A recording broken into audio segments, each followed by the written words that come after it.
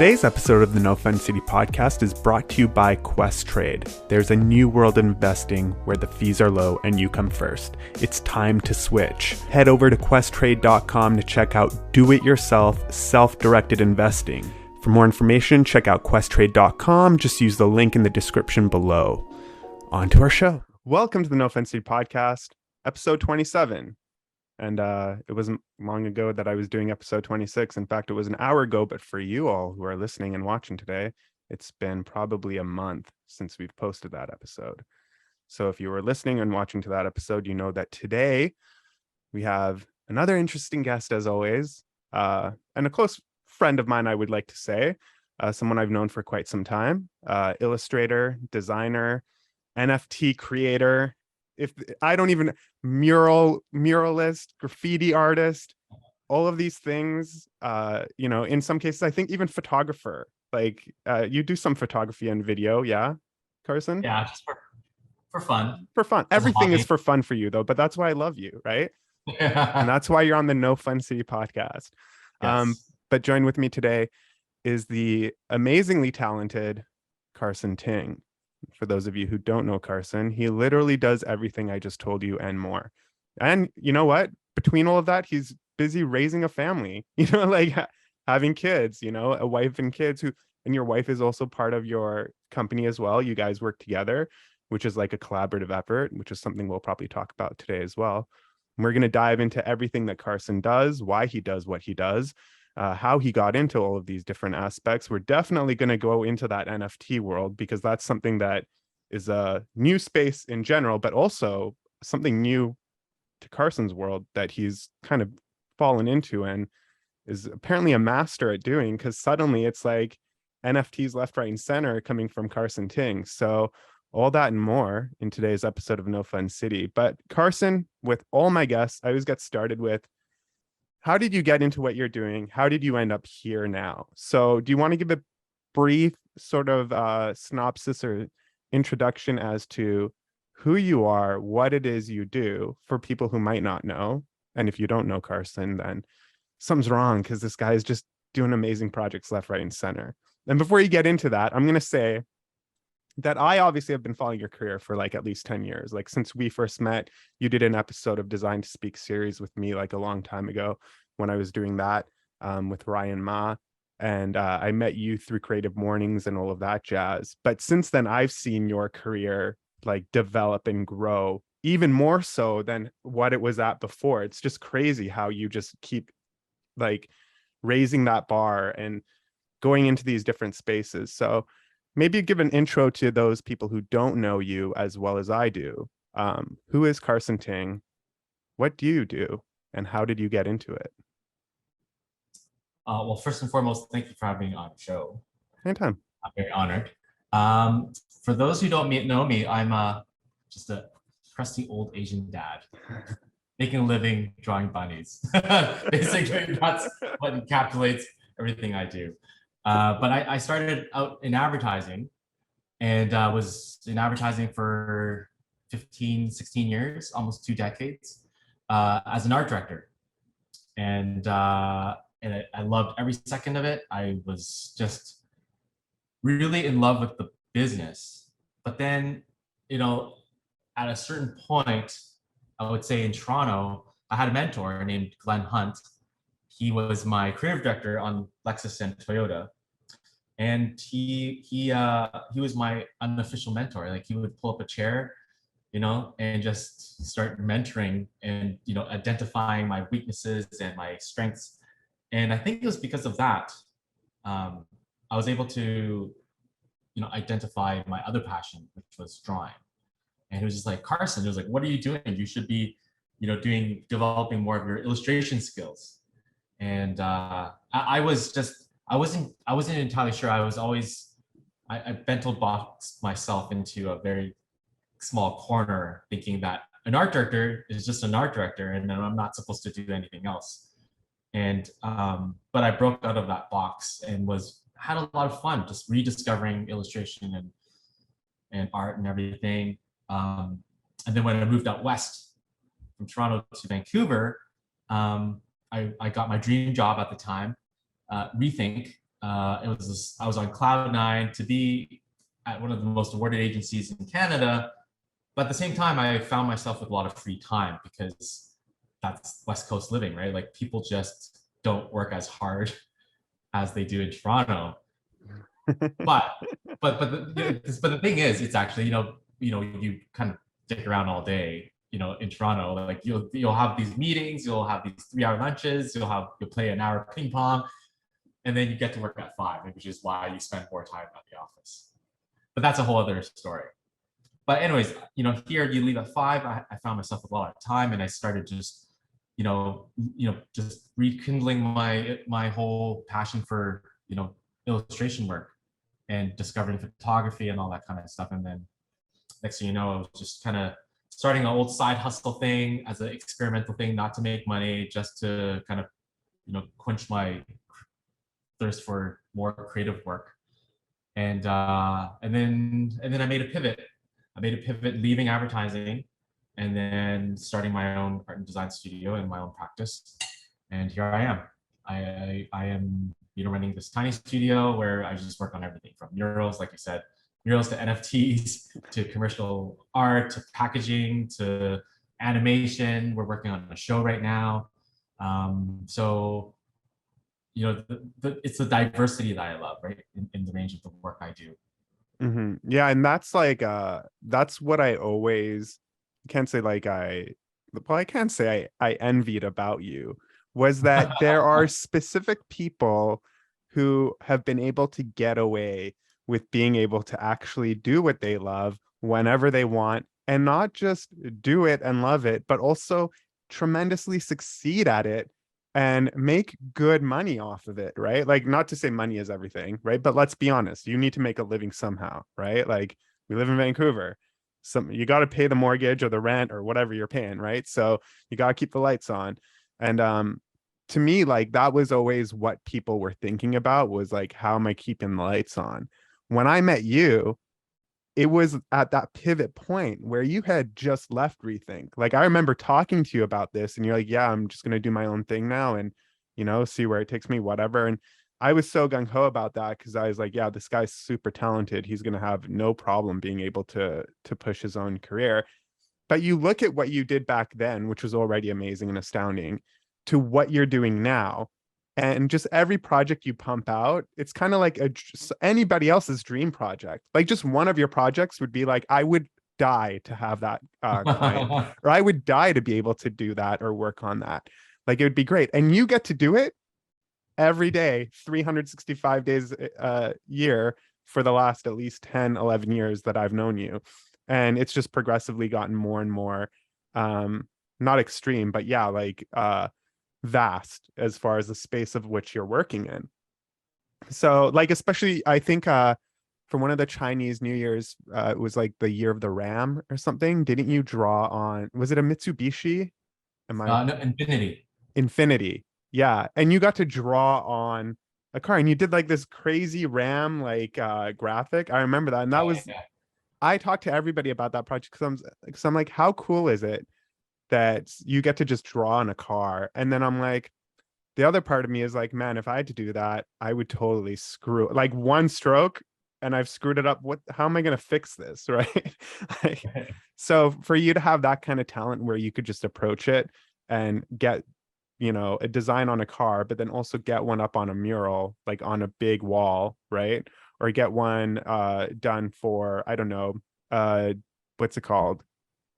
Motion graphic, right? Oh, Right, all these different mediums of doing this kind of illustration. It's like astounding to me that you get like these really cool projects, and then also really cool companies that you're working with, right? Like uh obviously Infinity being one, um Adidas, if I'm not mistaken, is like yeah. another, right? So you're dealing with like high caliber level clients as well, which is really interesting. And I feel like that pivoting point for you from Rethink to going into your own world and diving deeper into your own art really just like elevated your creativity and your game to a whole other level that may not have happened had you stayed in that art director role.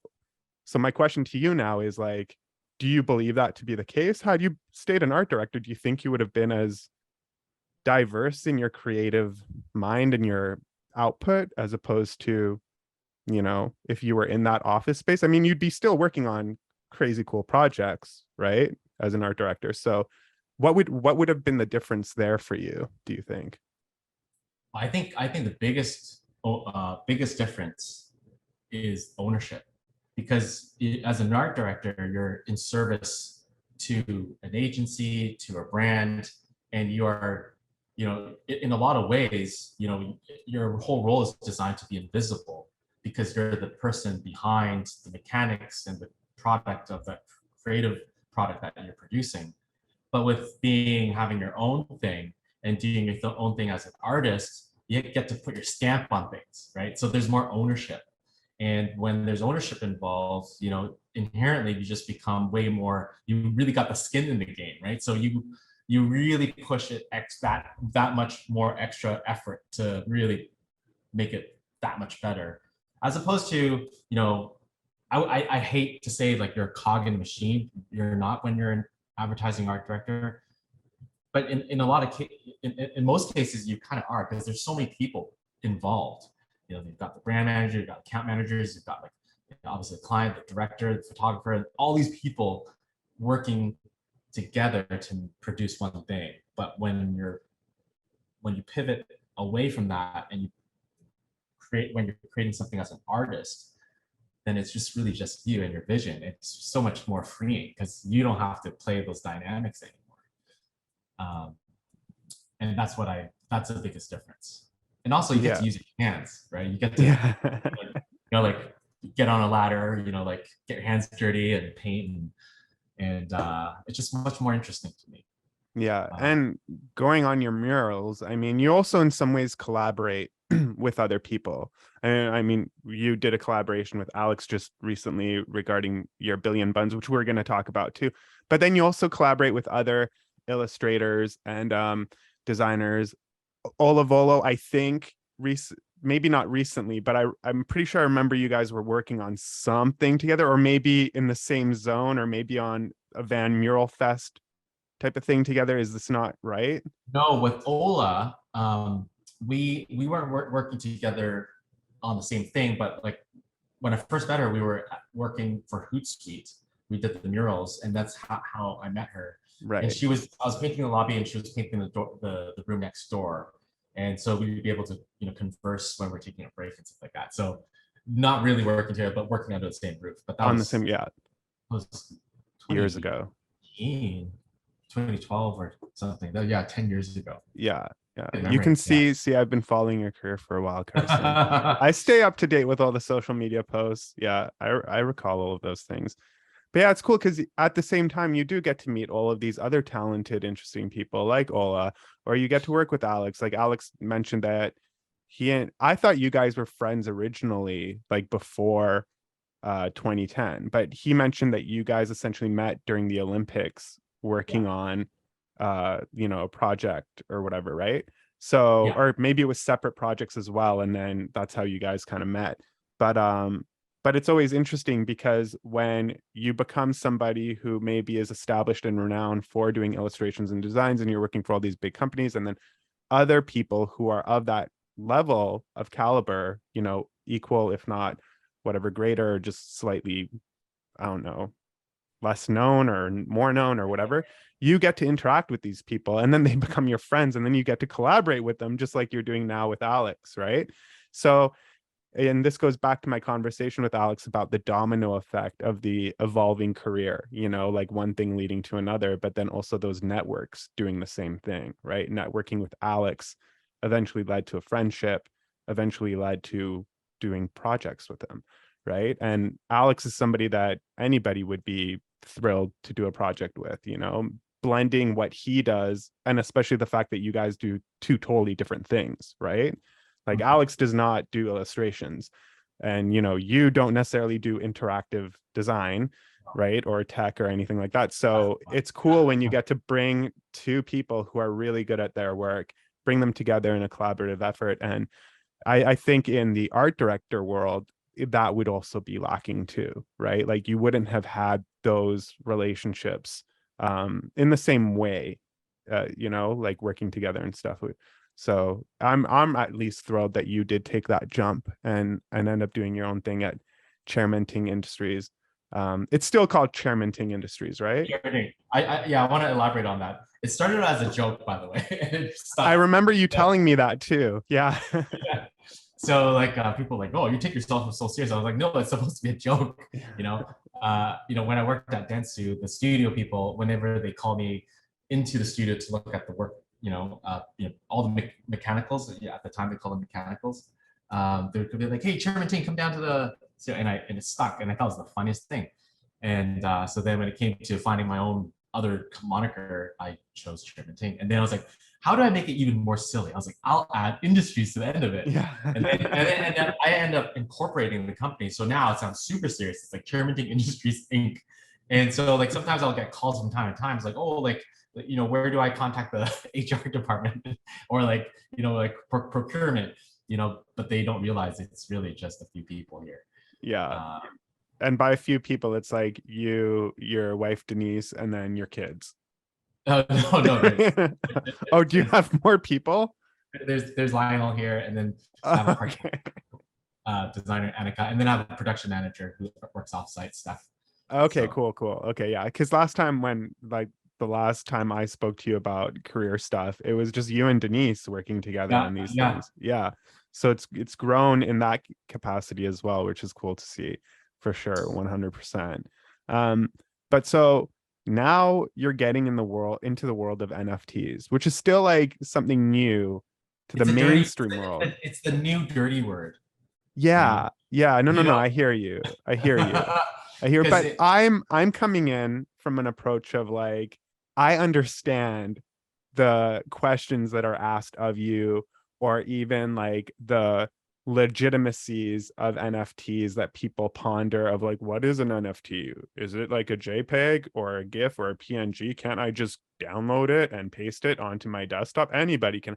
So I get all that, because when I first got into cryptocurrency in 2016, I was getting that same sort of question, like, oh, cloud money, or oh, like, what is this cryptocurrency or bitcoins or whatever? Like, it's not even real currency. I was getting those kinds of questions when it related to that.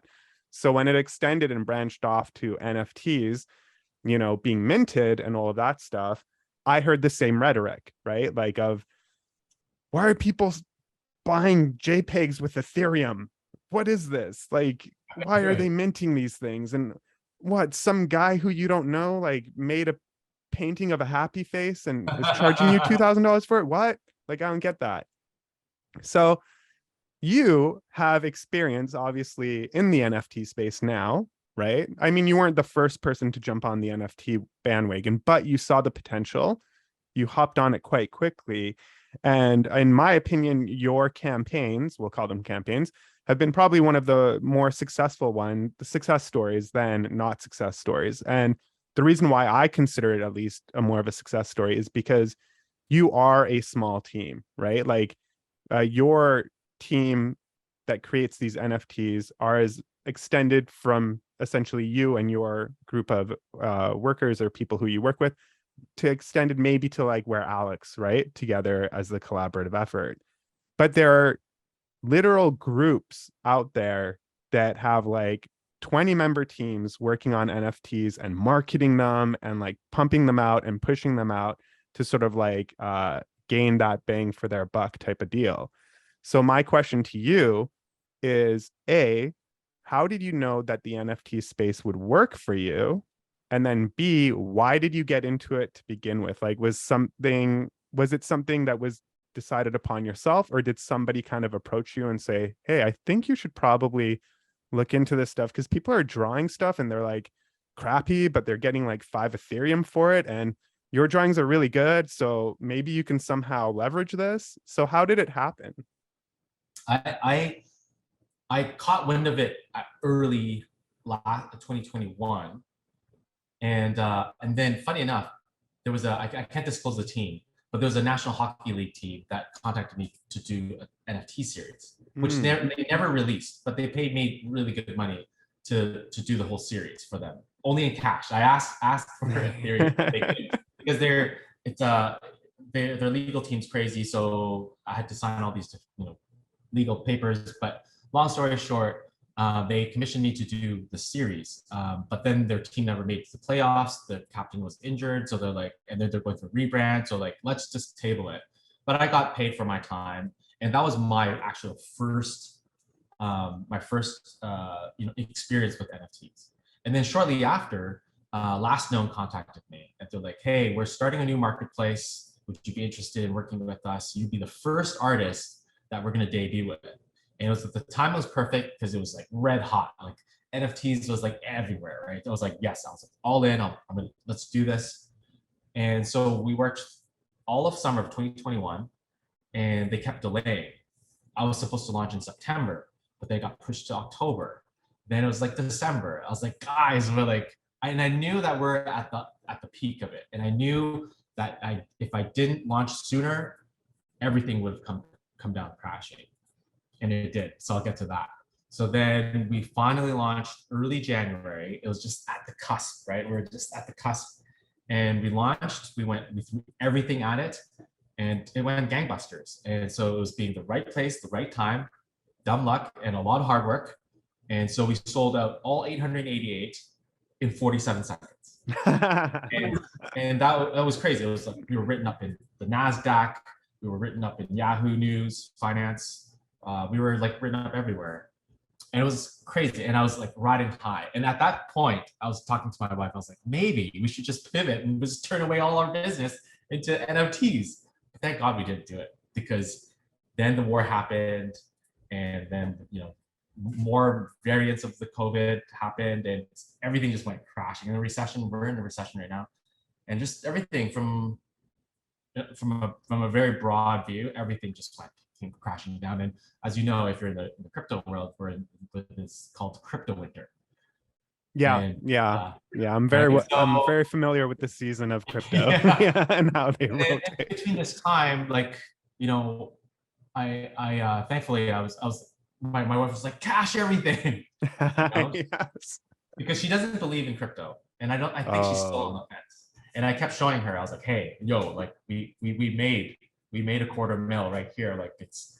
And she goes, I don't believe it. I was like, look, and she was like, cash it, show it in the bank form, and I'll believe it. So we did talk a bit of it, and thankfully I did listen to her, because everything's just gone down. And so, but we still like held our word to like that. Hey, if we sell out, we're going to donate 10% of our earnings. So $24,000 went to donation, like fiat money that we just did. And then on top of that, we did that, and then I took some out just to show her. She was like, okay, she's on board. And now the rest are just sitting in the wallets, or just waiting for it to go back up. But I don't think that will happen for a while. Yeah. So in between that time, I'm still very bullish on the whole thing. Mm-hmm. I convinced Alex Beam, and Alex was like, I don't believe this. So we had several lunches, and I slowly talked him in, and I was like, hey, you should really get into this, because it'd be a nice pivot for you from tangible world to intangible world, and you can just do.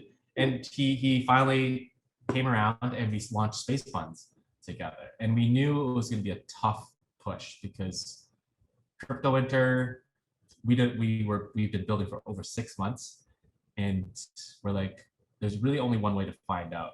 We can't just keep building, because it's still like us pushing our time and our money and investment and staff and resources into this whole thing. And I was like, let's just push it out there and just see what happens. So that's what we did. So nice. Space Buns. And you launched? Oh, we launched. Yeah, we launched. We only hit 10%.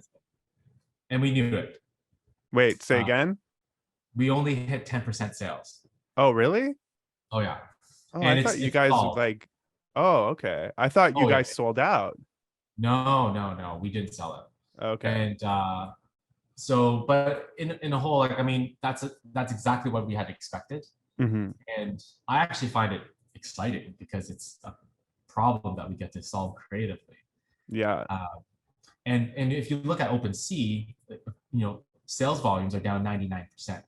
Yeah. So it's not just unique to us. So I don't feel it's like the whole market's kind of gone to shit. So yeah. So we're just building, and you've heard this before, like building in a bear market, blah blah blah. So that's exactly what we're doing.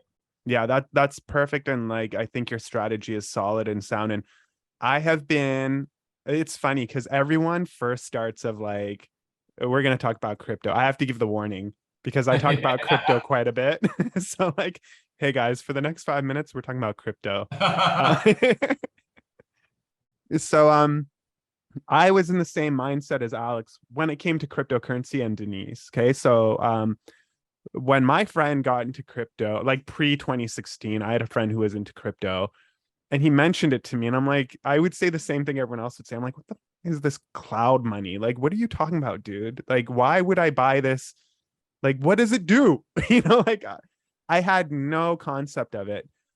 But I had a buddy who like bought into crypto and Bitcoin because at that point it was just like Bitcoin and essentially Ethereum. And I think Litecoin was also an option. There Oh were yeah, not I remember all Litecoin. these, yeah, there were not all these altcoins that are out today that we know of. Um, and I didn't really get it. And then he had invested in Bitcoin like when it was like under $1.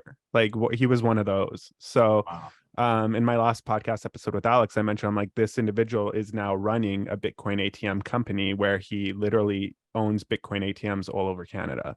And Oh yeah, so if you go to a Bitcoin ATM and you're buying Bitcoin off of it or selling your Bitcoin or whatever, chances are it's if it's in Vancouver or in Montreal, maybe even Toronto, chances are it's one of his machines that you're buying from. So that's how much Bitcoin he had was that he was able to literally create a Bitcoin ATM company out of it. So in 2016, I finally jumped on the gun. I bought my first Bitcoin. Like it was under $2,000. I think I bought my first one at 1,000 and it quickly moved up. And then I bought like four or five more. And I was screaming to the world. Like if you were on my social media at that time, I was telling everybody, buy crypto now. You have no idea. Because I felt like there was money just falling from the sky. And like I was the only person in my wow. social network seeing these bills falling.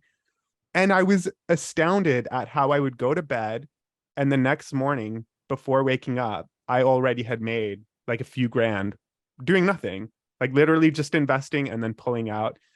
At that point, crypto is really volatile. So it was really quick in making the money. Like you could make your bank fast because you're only dealing with like, it's going between 1,000 to 5,000, then back to 3,000. So your margins and the ratio and the percentages are a lot more vast. As things progressed, finally, Bitcoin starts hitting 6K, 7K, 10K. That's when people started calling me and being like, "Hey, dude, so I saw your post about Bitcoin, and it's funny because this has happened multiple times. I've had people call me or message me or comment like, "Oh, crypto's like lame," or "Oh, the fake money," or whatever, right? Years later, those very people are the people calling me, asking me how they should buy Bitcoin and how they can buy Bitcoin and if I could buy it for them and how they. So it was really interesting. And when that happened, I knew. I'm like, okay, now it's going mainstream. And when it went mainstream, that's when I even bought up more. I tell everybody, I'm like, Bitcoin's going to 100K, whether you want to believe it or not, that's going to happen. But what happens between now and 100K is anything. So it will come back down to 20K. It'll go to 60K. It'll come back down to 30 until it hits that mark. But the higher it goes, the more people that buy in, the slower that pace and that volatility will go. You see it now with this bear market, right? Even before the bear market, what used to take maybe a day to make a couple grand for me off like a couple trades now takes a few months of proper like smart trading, like being really tactical about how I'm trading. A lot of people I know though, they just buy and hold and leave it long term. So I have my holdings, but then I also have a bit that I play with. And for me, crypto space was huge. But then when NFTs came out, I had the same feeling again of like, I don't know about these JPEGs that people are selling for an Ethereum. This is a little wonky. Like, I don't know if this is like, how does this work? Like, what's going on here? So for people who don't exactly understand the NFT space, much like people who didn't understand crypto who would talk to me, what is it about NFTs that allow them to be of value, right? I don't even care about the X dollar amount. Like what provides this value to this NFT? Why is it of value for somebody to want to purchase? Oh, question to me. Why? Well, yeah, it's not to me. You're the one making the NFTs. It really is the Wild West, and I always start by saying there's no playbook, right? So it's really whatever you make out of it. So when I think I understand why people pay hundreds of thousands or millions of dollars for an NFT, then I'm proven wrong when something comes out like the Goblin, dot what TF, right? So they like I've been told like, hey, it's the utility value, then maybe it's the celebrity endorsements and what it offers, and you're getting a piece of IP. So there's all these things that do come into place, with buying an NFT. But then, like I said, all that goes out the door when you're like MFers come out and they have these little stick drawings, and they sell for like hundreds of thousands of dollars. And then you'll have like the goblins, and also no Discord, no Twitter, no community, no roadmap, and boom, they sell out in like minutes. And they sell for thousands and hundreds of thousands of dollars. So it really depends on how you. I think every NFT collection has a different offering, and people are looking for different things. There's just so many different variables. But from what I understand, people will buy, sometimes will buy for the art. Some people want to buy for the curation, just to show their taste in art. Some people buy it just for a quick flip, and some people buy it for the utility value, which would be like for the Adidas originals. They have their NFT, and apparently, if you get one of those tokens, you get these free merchandise that gets sent to your door, or you have a VIP access to one of their shows. So it really depends on who you ask. So it's very much like the crypto space, because people would ask me about altcoins all the time, and I had the same feeling. The same notion applies. It's like, hey, some of it's hype, some of it is people scamming you, some of it is like legitimate like products and like legitimate service and legitimate utility and legitimate equity behind it and all of that stuff. But I always tell people, I'm like, stick to the big players, which is Bitcoin and Ethereum, and everything else is just a little risky or hype for some point. And I think in NFT space that applies too. Stick to the people or the NFTs that are coming from legitimate, contributors like yourself, as opposed to dude who drew a stick man and then hyped it up on a YouTube channel and then made it seem to be bigger than it is just to sell, and make a bunch of Ethereum and then walk out the door and wipe his hands clean. Right. So I feel like that there's a shadowing going on between what happened with the launches of NFTs and then also what happened with crypto when it first started, right? And all these altcoins that came out. But beyond the NFT space in general, working on the Billion Buns campaign, well, just call it a campaign because I don't know what else to refer it to, right? You did one wave, which was successful. Then you did this wave of Space Buns with Alex, which has met a 10% sort of like, I don't know, sell value or volume or whatever. So what did you do differently in this sense with working with Alex versus what you launched originally? This one, we made so many pivots with this launch because the market moves so fast and there's always different tactics. And as we were developing, we were seeing all these different NFT drops that were doing different things. And so with what we did for Space Buns, that was different from the Billion Buns, was that this time we offered a tactile product. So once we hit the 50% sales volume, we are going to offer an actual physical 3D printed space bun. And so that it moves us away from the NFT space and more into the e-commerce side of things, because now buying a space bun is a token that will authenticate all these other things that will be activated later down the road with space buns. So the little vinyl toy being one of them, the swag. So we've been doing that, and then in real life events. So we had a NFT real life party at Tangible Studio out in East Van, and so those were the things that we're doing differently from the very initial drop. The initial drop back in January, like the space moved so fast that although the initial drop for Billion Buns back in January was only less than a year, 10 months ago, felt like 10 years ago. Right. You know, right. the cycles are so much more faster. It's so turbulent, and the speed is just mind-bendingly fast. Yeah. So we kept reinventing ourselves, doing pivots, and one of them is the e-commerce approach to the launch.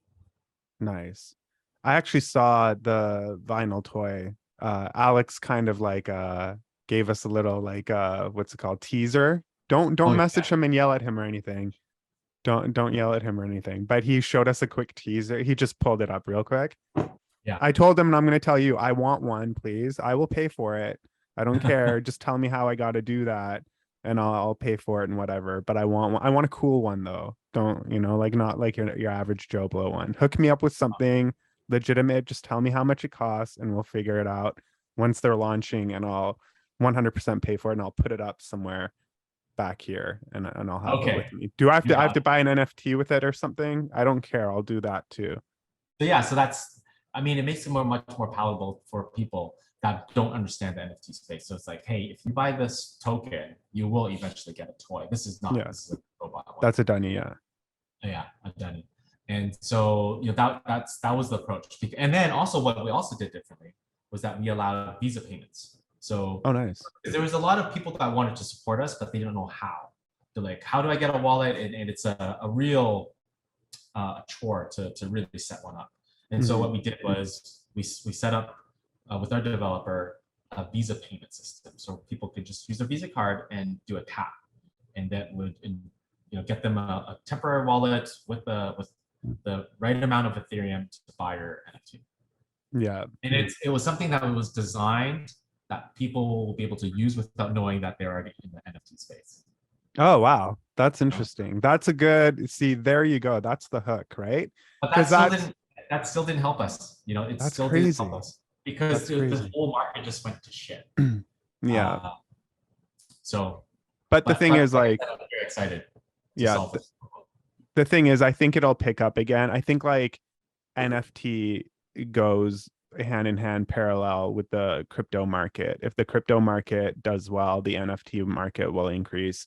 If the crypto market is in a bear market or does poorly, the NFT will also suffer at that point. Like anything crypto related will just suffer, or encompassing it. And that even extends to the crypto platforms.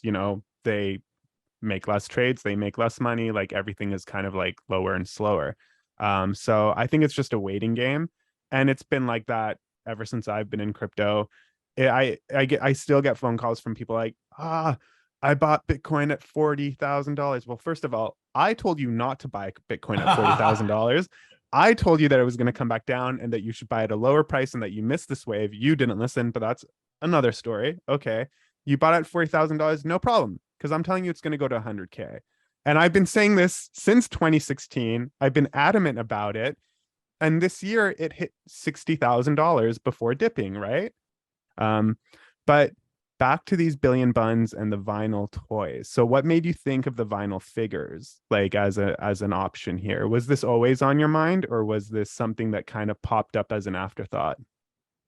I actually don't know. Like Alex claims that was his idea. Some other person on our team was their idea.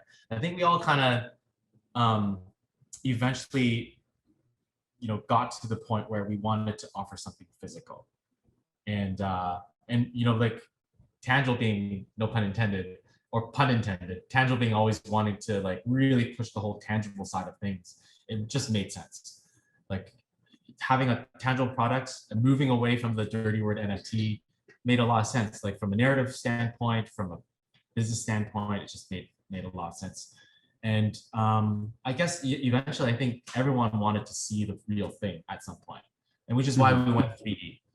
And then, me like being with Kid Robot back in 2013, having my very first Dunny, I just wanted to be back in that space. Mhm. Uh, it was electrifying being in the vinyl toy world for the first time back in the day, because it was like a whole new world for me, and being able to converse with all those designers and players and artists in that space um, really triggered something in me. And so for this time around doing the vinyl for the 3D space buns, it just made sense. Like it was like a natural thing.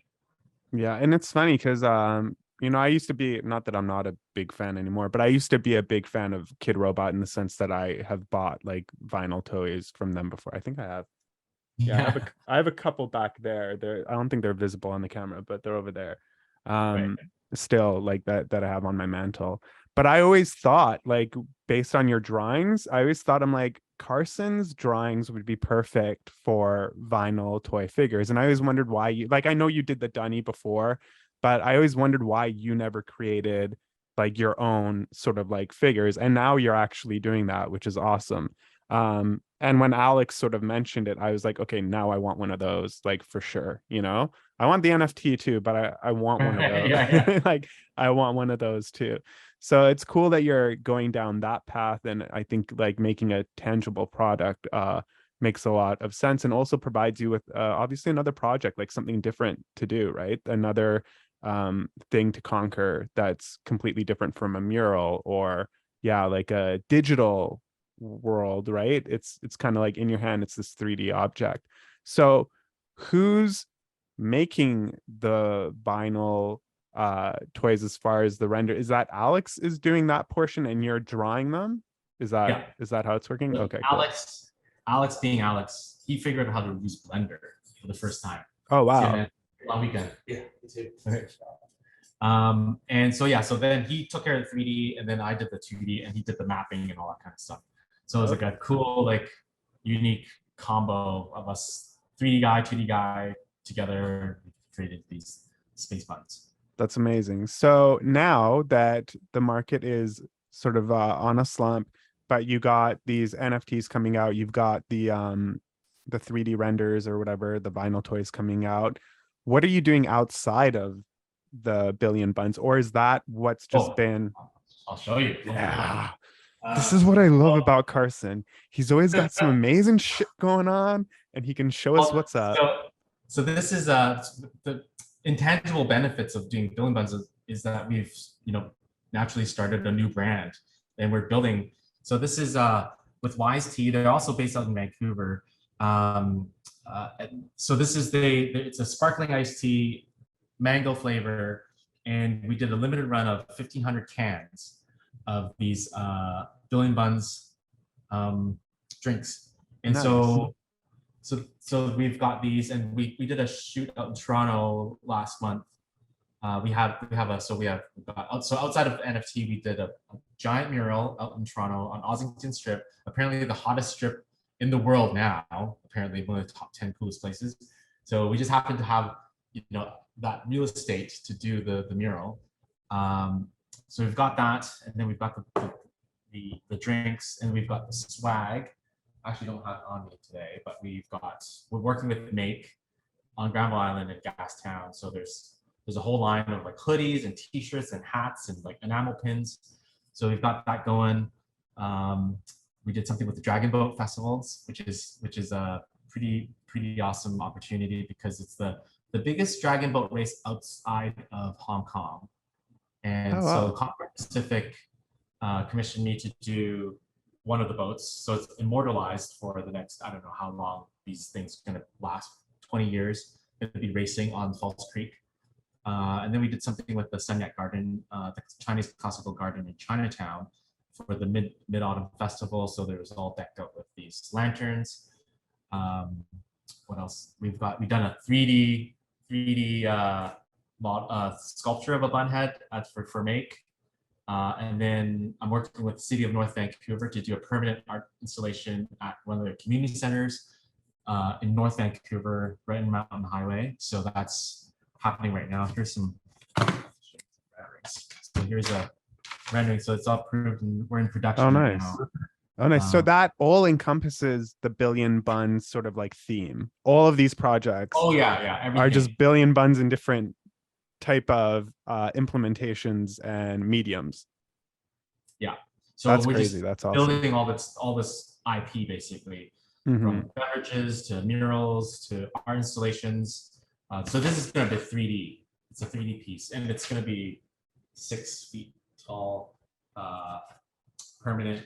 And then we're also working on a TV show right now with a studio called Brandomatic. And one of them, one of the owners is also a co-owner of Circle Productions up in Toronto. And then we also have a executive producer from My Little Pony. So he's helping putting the show together. So we're in development right now. And yeah, so it just spawned a lot of really fun projects under the Billion umbrella. And that TV show is also around the Billion Buns umbrella too. Yeah, it's a Billion Buns show.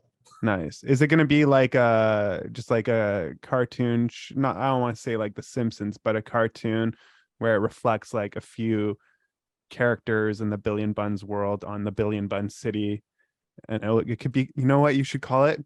No Bun City. That's actually a good one. Fast. Yeah. No, yeah. If you use that, I want 10%. Yes. That's hilarious. No, but that's so cool though. Like if you're coming up with a cartoon, is that what it's a cartoon? Can you talk? Yeah. That's legit. Yeah. Man, you get to work on the coolest things. I mean, that's the intention at least. It might not happen, but we're gunning for it, and we've been working for several months on it right now. So nice. Hopefully it'll materialize, but so that's just to give you a sense of all the stuff that we're doing for the brand. Yeah. So the life of Chairman Ting has kind of become very much Billion Buns invested, like themed at least. Like I mean every project that you're working with. Two avenues. Like Billion Buns, a product of Chairman Ting, and then I still service a lot of clients. Just to keep it humming. So we're working with SFU, Skip the Dishes, and Wealthy Works, and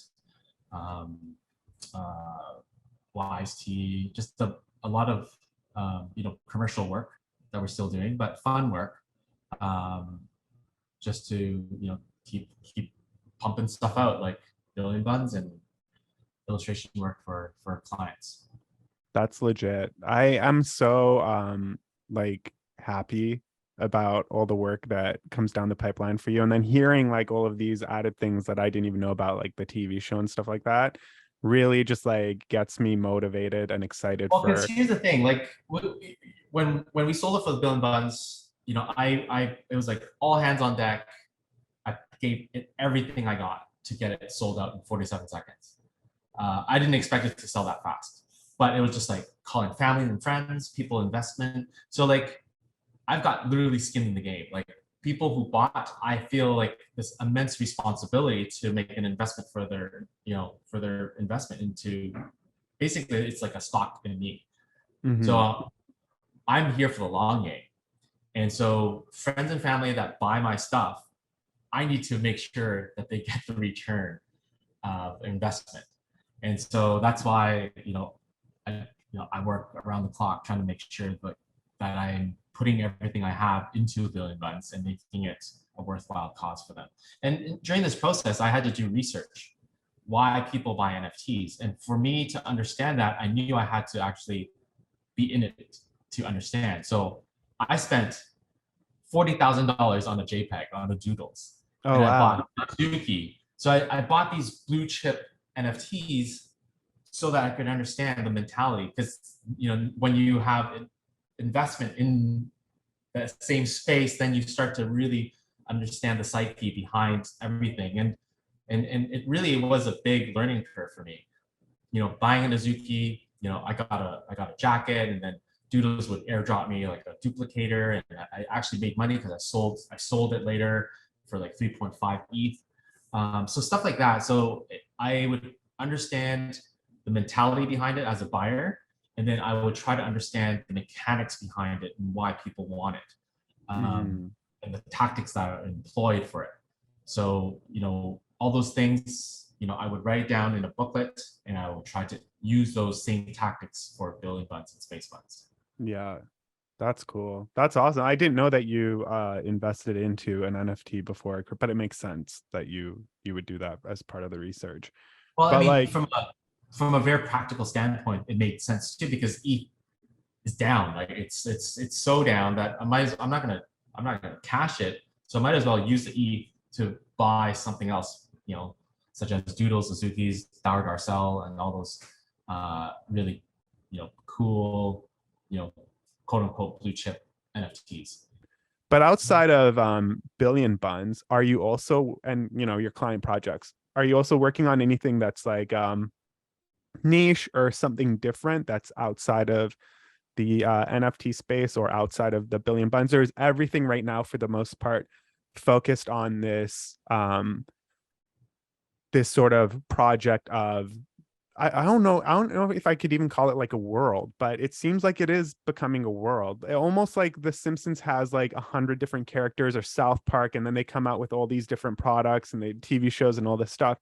I feel like Billions Buns is also in that realm of space where it's like, yeah, it could be a cartoon, it could be an NFT, it could be on a t-shirt print, it could be a mural, it could be whatever you want it to be. So outside of Billion Buns, is there like the next idea already brewing in your head of what you want to do, or are you really focused on making Billion Buns like its own universe? Yeah, definitely more of its universe. So I've been in talks with like Kabam Games to do a video game version of it, but obviously, like with such a big company, you just have to really jump through the ropes to get to the right people and all that kind of stuff. We did. Oh, I actually got a nice lunch with the big cheese at Kabam Games. Kabam Games is like they do Avengers and Transformers, like pretty big stuff. Um, and we got a nice lunch, chatting with the CCO about doing a possibility of doing something, and he was interested. But again, it's like, you pursue something and then all your resources go to one thing, but then that all these other things need to be taken care of. So it's been put in the back burner, and we're focusing on the show now, and we're doing the Chinese classical garden installation right now. So just a lot of stuff that needs to. My biggest struggle is that there's so many ideas, but you've only got such a finite amount of time and resources. So it's really finding the shortest way to the end goal for that one Mm-hmm. particular thing that you want accomplished.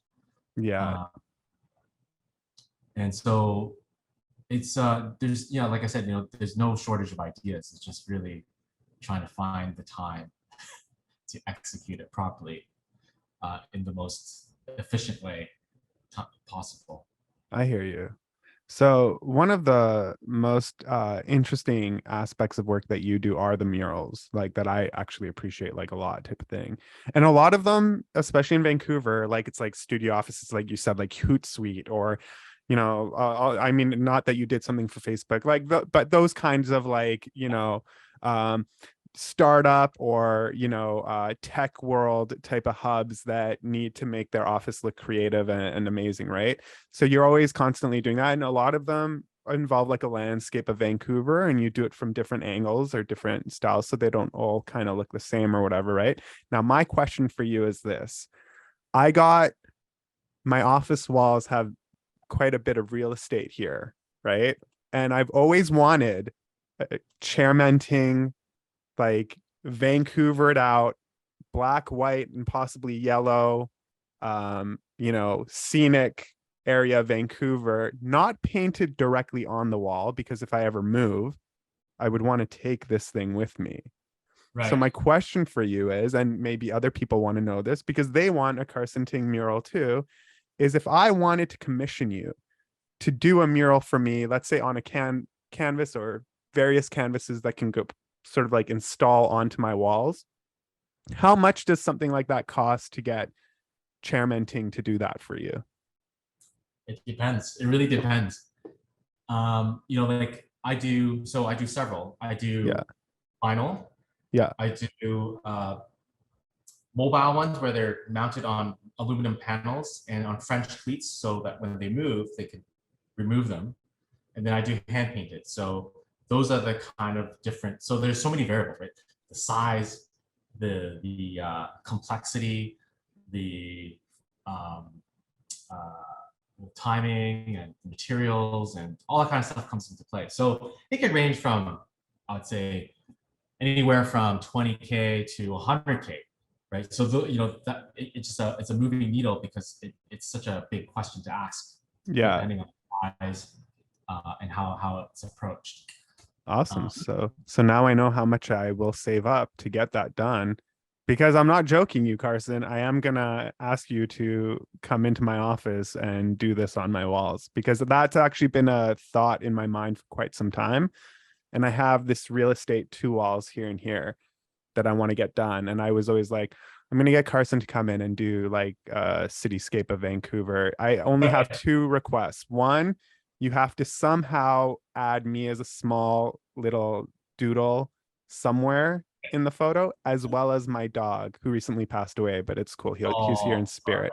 No, it's all good. It's all good. He's usually here snoring and it always picked up in the mic, but now we don't get to deal with that, which is kind of like the only plus side is that the audio for the podcast is now clear. But usually he'll even hop up on my lap and stuff while I'm talking to people. But yeah, I was like, those would be my only 2 caveats. And then I was also thinking colors would be like white, because you commonly do white and black, and then highlights in yellow to mimic sort of the podcast colors that I got going. So I'm going to start maybe I'll put some of my crypto away or something, and I'll start banking some cash. I'll take Bitcoin. Okay. So I'll take some photos and I'll kind of send them to you, so and maybe some dimensions so you get an idea, and then maybe you can send me a quote, and then when the time is right I'll be like, okay Carson, and then whenever you have time, my Ethereum address. yeah I'll be like, okay Carson, here you go, and just whenever you have time, come do it, no rush, blah blah blah. But I was gonna actually ask you to do it directly on the wall, but then I thought, I'm like, shit, if I sell my house and I move, I don't exactly want to leave this here. And then I don't want some idiot to paint over it or something, like some mom and dad buy my house and they're like, oh, what is this graffiti or whatever? And then they like paint over it like dumb people, not knowing who created it and like the talent behind it. So I'm like, okay, it's probably better if he like sizes it, puts it on slabs or whatever, and it kind of comes together. So that'll probably be the route we go down. But good to know how much I'll be looking at spending on that. And honestly, I have no problem with that price point. So it'll work for me as long as it works for you, and no rush on that project. But yeah, your work is amazing, and I think it's got to be in more places, not just in this city, but all over the world. But before I let you go, because we are at time essentially, we usually go for about an hour. It's about an hour now. So before I go, is there anything though that you want to mention, anything you want to talk about, anything that you might want to say that we haven't discussed? No, I think we've covered a lot. I think where we both got excited was the whole crypto and NFT and the discussions about that. But no, I think we covered a good diverse, broad ground, lots of ground. I would say, yeah, I don't know what to say. Where can people follow you and catch you and all the social media and your website and stuff like that? Yeah, so I would go to chairmanting.com for all my projects. I try to stay as updated as possible with all of the work that I'm doing. Or on billionbuns.com, which is the world that we're building with Billion Buns.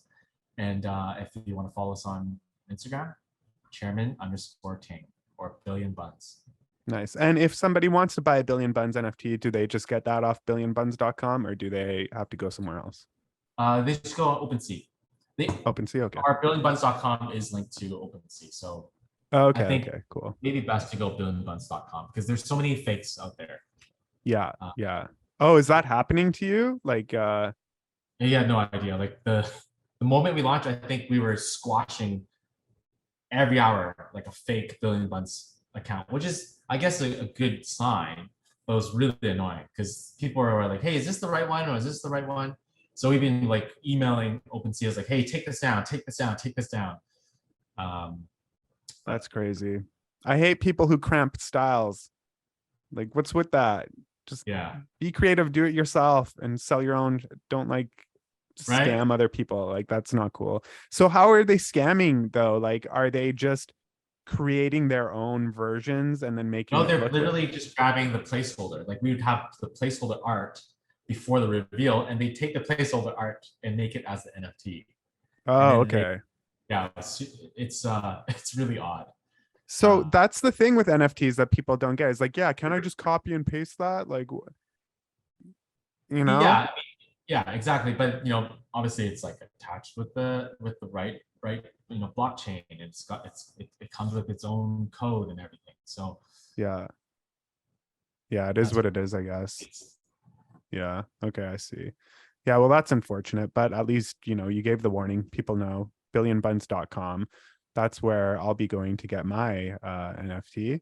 And if I get that NFT, I get a vinyl toy eventually. Is that what am eventually I? we're working on getting those sales volume. Okay. And then the other thing I want to know is, do I get a vinyl toy based on the NFT that I bought, or do I get a vinyl toy of choice, or how does that work? You get like one NFT, like one vinyl toy, and then Mhm. we customize it by hand, certain different ones. So it really depends. We haven't gotten that far yet, so we don't know yet. But it will be one mold. It won't be Yeah. like different molds because molds are very expensive. Yeah, of course. Yeah. But the patterns and stuff will be different or whatever is what you're Yeah. saying, correct? Yeah. Okay, cool. And then my last question, and then I'll let you go, is if I wanted you to create a specific NFT just for me, and I want it to be the no fun bun, how much would that cost me? I don't. So here's the thing. Like I can't create another Billion Buns and put it back into the collection because that collection's done, Yeah, right? And smart contracts are all like sealed, so right. one entity. And if I were to do, like a very, bespoke, no fun city, NFT of you, of Billion Buns, Not that of would be, me. It's a billion bun, but it's just the yeah, no fun bun. yeah, the no fun bun. It would be on its own. Like it wouldn't, Okay. like it would be on its own thing. It won't be part of any collection, and it can be done. It can be done. Okay. Then send me an email with the details of what I need in order to make that happen. And maybe we'll work on that first. One Then I'll, hundred Bitcoin. no, come on, man. Come on. I'm your friend here. Like, give like, you don't have to give me the full family discount, but just, like knock off a little bit and I'll be happy. 199 Bitcoin off, so it'll be still one Bitcoin. I'm just kidding. Well, yeah, I'll send you an email. Yeah, send me an email and let me know because I'd actually be really interested in that too. If I could get a no fun bun, I'd be like over the moon with that. And especially if it came with a no fun bun vinyl toy that I could pop back here, that would Oh be my god, killer. But that would be really emphasize the no fun in that bun. You know what I mean? okay. Like Yeah, maybe he's black not, and maybe white, he's super super happy, boring. maybe he's not happy at all. Maybe he's crying. Right. I don't know. Right. Um, I might have an added request to that bun, but we could talk about it in the email. Because my logo, I don't know if you've seen it before, but for the podcast, the logo is a crow, right? Or Crow. raven, right? Crow raven, whatever, just crow-esque. Um, so I was thinking if we do it and it's a no fun bun, maybe he also has a crow friend or like a mini crow on his shoulder or something, like an added little thing. But we'll talk about that later. But now I'm really excited about the no fun bun. We got to make that happen. So send me an email and let me know, and we'll roll on that. Like first, I'd be really interested in getting that done, especially if Cool. it comes with a vinyl toy for sure. Actually, did Alex tell you about the thing that we worked on for BCAA? I don't think so. Okay, so Tell me. we because of space funds, Yeah. the marketing people at BCAA contacted us and wanted us to do an NFT drop for them. A Oh, crown cool. corp, like an insurance company that wants to do Yeah. NFT. So we That's did that. It was crazy. super fun. We generated 1,500 BC buns. Oh, And nice. and they're going to be gifted to their employees, because it's a celebratory thing that they've reached their 1 millionth milestone of memberships, and Yeah. that was part of that campaign that they launched. And so we did a commemorative coin, and we made it to NFTs, and it was on a bunch of stuff. Dude, that gives me like another idea. You got to go to Cinnabons and do cinnamon bun. Like, I might be overstretching here, but I think Cinnabons would do just as well as Billion Buns type of thing. Yeah. Especially if you make like cinnamon rolls and like, cinnamon roll vinyl toys. Dude, Cinnabons. Cinnabons. And you could just go to Cinnabons, the company, and be like, hey, we want to do this. Let's like collab. We're going to create Cinnabons and we're going to do what we did here with these space buns and whatever BCA. If I owned Cinnabons, we would be doing that literally right now. Like we would stop this podcast and we would be working on it right. I swear to God, I think that's the best marketing idea. Anyone at Cinnabons, if you're listening, you got to contact Carson. And Carson, otherwise you just need to approach them and be like, hey, I got a crazy idea. 10% for your idea. 10%. 10%. always 10, or just give me a free Cinnabon. Yeah. Like the food and the bun, like both. I want a 6-pack of Cinnabons and then the vinyl toy and the NFT, and I'll be happy. You can keep the 10% portion. Yeah. Okay. Cool. Awesome. All right, cool. So this is going to be a wrap. So you can catch Carson at, say all that again, your Instagram, all of that. chairmanting.com and chairman_ting on Instagram or Awesome. Twitter, same handle. Yeah, and then Billion Buns for the Billion Buns series, as well as you can catch me, Mahyar, at my Instagram, Mahyar Saeedi, or at Mahyar Saeedi. You can catch the No Fun City podcast on Instagram as well at No Fun City podcast. Please do me a favor, subscribe to the new No Fun City podcast YouTube channel on YouTube. All you have to do is look up No Fun City podcast and it'll pop up. You could also catch these episodes on your podcast platform of choice. So Spotify, Amazon Music, Google, Apple, all of those things. Facebook had podcasts up for a while. We were part of it. I guess it was a test or something. I don't know, but they took them all down. I don't know what happened with that. So we're no longer on. You can't catch our podcast on Facebook, but our Facebook page is still there. And the podcast episodes are posted there as far as the video goes and the links. Otherwise, we'll catch you on the next episode of the No Fun City podcast.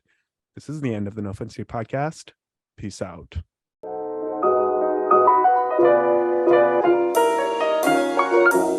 Today's episode of the No Fun City podcast is brought to you by Questrade. There's a new world of investing where the fees are low and you come first. It's time to switch. Head over to questrade.com to check out do-it-yourself, self-directed investing.